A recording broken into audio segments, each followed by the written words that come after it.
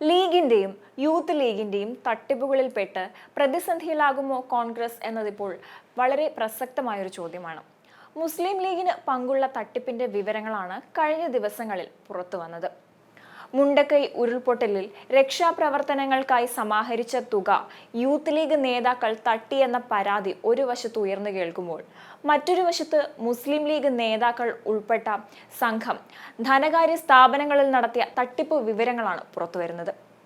മുണ്ടക്കൈ ഉരുൾപൊട്ടൽ രക്ഷാപ്രവർത്തനങ്ങൾക്കായി youth league ജനങ്ങളിൽ നിന്നും സമാഹരിച്ച 1 ലക്ഷം രൂപയിലധികം തുക നേതാക്കൾ തട്ടിയെടുത്തെന്ന് MSF മുൻ സംസ്ഥാന വൈസ് പ്രസിഡന്റും RYJD സംസ്ഥാന ജനറൽ സെക്രട്ടറിയുമായ PP ഷൈജൽ വാർത്താ സമ്മേളനത്തിൽ ആരോപിക്കുകയുണ്ടായി.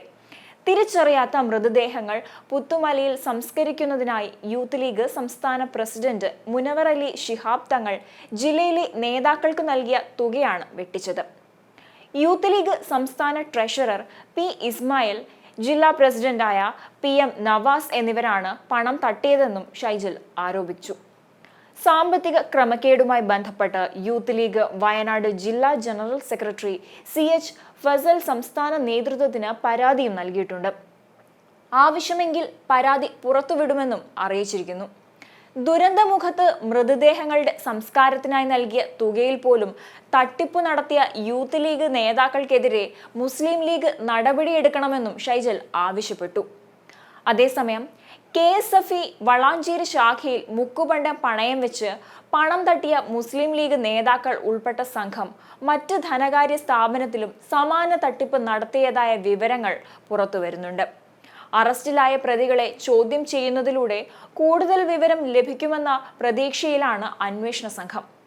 കോടതിയിൽ കീഴടങ്ങിയ മുഖ്യപ്രതി യൂത്ത് ലീഗ് മണ്ഡലം മുൻ ട്രഷററും ലീഗ് നേതാവുമായ വിളത്തൂർ കാവുംപുറത്ത് വീട്ടിൽ മുഹമ്മദ് ഷെരീഫ്, ലീഗ് പ്രവർത്തകൻ കോരക്കോട്ടിൽ മുഹമ്മദ് അഷ്റഫ് എന്നിവരെ പോലീസ് കസ്റ്റഡിയിൽ വാങ്ങും. പ്രതികളെ കസ്റ്റഡിയിൽ ആവശ്യപ്പെട്ട് അന്വേഷണ ഉദ്യോഗസ്ഥനായ വളാഞ്ചേരി ഇൻസ്പെക്ടർ ബഷീർ C ചിറക്കൽ തിരൂർ 1ാം ക്ലാസ് മജിസ്ട്രേറ്റ് കോടതിയിൽ ഹർജി നൽകിയിട്ടുണ്ട്. ബാങ്ക് അപ്രൈസർ രാജനും അറസ്റ്റിലാണ്. രാജന്റെ സഹായമില്ലാതെ ഇത്തരത്തിലൊരു തട്ടിപ്പ് നടത്താൻ കഴിയില്ല എന്നാണ് പോലീസിന്റെ നിഗമനം. വളരെ വലിയൊരു തട്ടിപ്പാണ് 5 അംഗ സംഘം ചേർന്ന് നടത്തിയിരിക്കുന്നത്. കേസിൽ ഉൾപ്പെട്ട സജീവ ലീഗ് പ്രവർത്തകരായ അബ്ദുൾ നിഷാദ്, റഷീദ് അലി എന്നിവർ ഒളിവിലാണ്.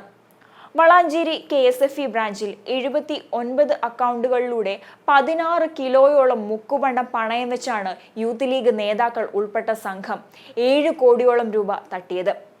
ആഭ്യന്തര ഓഡിറ്റ് പൂർത്തിയായാൽ മാത്രമേ തട്ടിപ്പിന്റെ യഥാർത്ഥ വിവരം പുറത്തുവരികയുള്ളൂ. അതേസമയം കഴിഞ്ഞ 10 മാസത്തിനിടയിൽ KSFEയുടെ ശാഖയിൽ നിന്ന് മാത്രം 7 കോടി രൂപയോളം മുക്കുപണ്ടം പണയം വെച്ച് തട്ടി എന്നുള്ളതാണ് വളരെ പ്രധാനപ്പെട്ട കാര്യം. അന്വേഷണം ക്രൈംബ്രാഞ്ചിന് വിട്ടു നൽകണമെന്ന ആവശ്യവും ഉണ്ടായിരുന്നു. തട്ടിപ്പിന്റെ വ്യാപ്തി എത്രത്തോളം എന്ന് മനസ്സിലാക്കാൻ കൂടുതൽ അന്വേഷണം ആവശ്യമാണ്.